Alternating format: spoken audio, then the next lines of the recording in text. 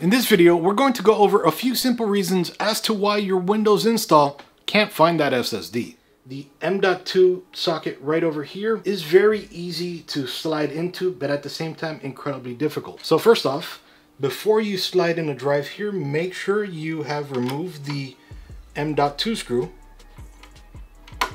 If your board has one, the newer boards have a locking mechanism, okay? So then you would want to slide an M.2 drive just right in here, push it down, and then screw that in. But there's a little bit more to it than just that. So you might notice right over here, there are some pins sticking out. That gold right over here, where you can just push it in, and now it's properly seated. So to show you again, I'll remove it, and then I'll go ahead, I'll push it in a little tiny bit, but you can still see those pins sticking out. If you push it in all the way, just a little bit more force, you don't see those gold pins anymore.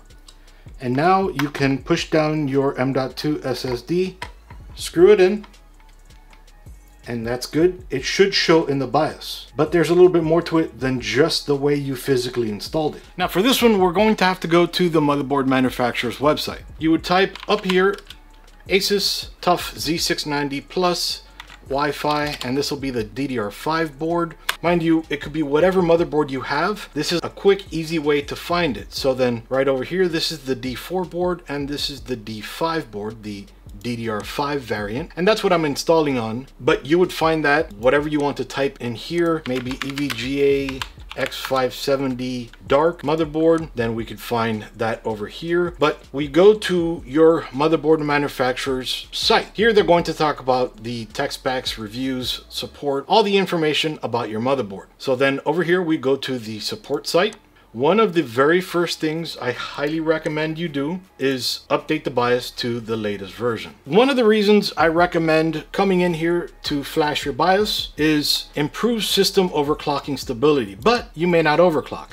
That's okay. Improve system performance, improve system stability, improve system stability, improve DRAM stability, update the ME version, improve system stability, improve system performance and compatibility, improve Aura firmware for Aura Sync, improve system performance, add Thunderbolt firmware update, improve DRAM, improve system stability, improve Thunderbolt, improve system performance, and so much more. Now this particular one doesn't have it, but many motherboards actually have improve M.2 system stability, improve M.2 compatibility, improve M.2 features and functions. So it's not only going to improve the odds of an M.2 drive working, but it's going to improve overall system stability. One of the biggest things I fight is a lot of people telling me, I don't want to update the BIOS, because the only reason you may not want to update the BIOS is because maybe your lights go out often. I recommend you get a battery backup for that. Updating your BIOS improves so many things. A lot of the issues you may be having now could be BIOS related. But anyways, one of the main things that we're going after here is to show the M.2 drive in the BIOS. We don't see that in this particular one, but it might in your particular motherboard, so check out the support site. There's more here though. That was just for the BIOS. So coming back up here, we'll go to manual and document,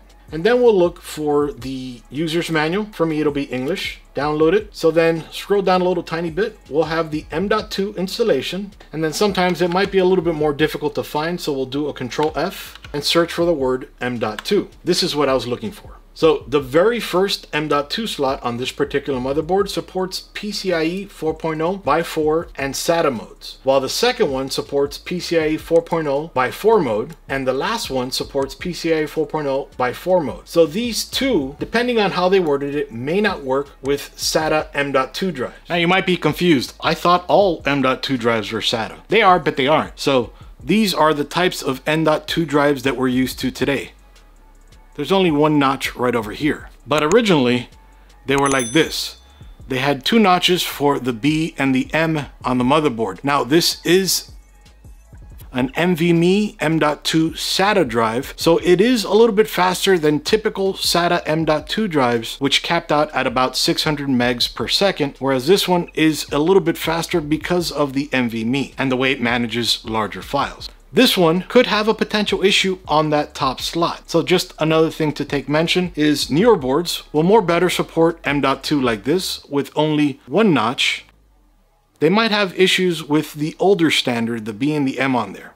So that's what they mean by that. Now, all of that was to help you see the M.2 drive in your BIOS. If you could already see it in your BIOS, but you can't see it in the Windows 10 or Windows 11 installer, this next part will be for you. And again, you're going to need to know your exact motherboard make and model to find this information. So we can close out of this PDF over here and we'll come back over here to the support site. We'll go back to drivers and utility and then drivers and tools, and then please choose and select your version of Windows. So we'll click here. So we'll scroll down a little tiny bit until we see SATA, Intel Rapid Storage Technology Driver. We're just going to go ahead and click on here. And then once this is downloaded, we'll just open here or click on that to open it. We'll go to the driver, 64-bit, and then I'll go ahead and plug in that USB drive that has Windows 11 on it that I'm installing from.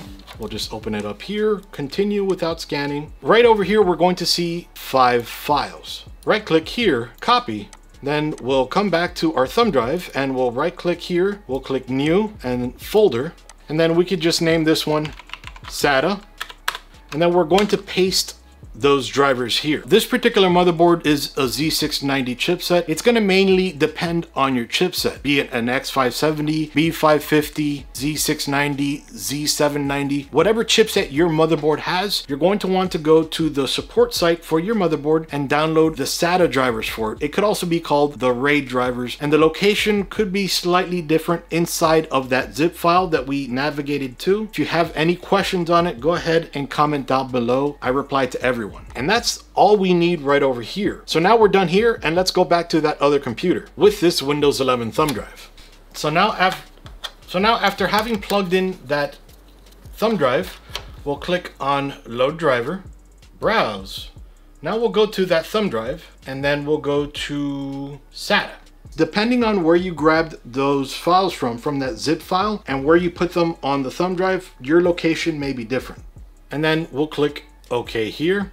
And then here we're going to see these two. Depending on your chipset, your motherboard, your anything, there is a chance that you can see much more than 2 or maybe only 1. So don't freak out. Then here we'll go ahead and hold the left shift key and highlight the bottom one. Make sure you select them all and then click next. This will take a few seconds to copy the drivers onto the WIM of the Windows install. Boom. Now we see the drive. In this particular machine, I have 2 drives. This was my previous installation and this was the storage drive. The only reason I know that off the top of my head is the Sovereign drive that I want to install on is a 2 terabyte drive, while the other drive was only a 1 terabyte drive. So from this point, if you want to install Windows on this particular drive, and there's already a partition there, we can see that there is a partition. There may be 5, 6, 7 partitions. As long as drive 1 or whatever drive that partition is, delete that one partition or multiple partitions that are part of that same drive so that there is only one of that drive now for unallocated space. Select that drive and then click next.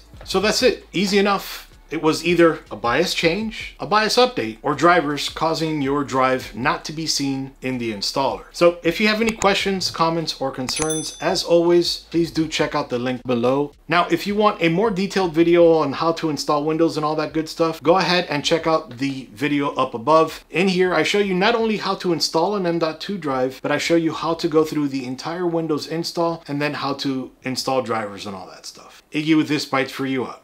See you guys.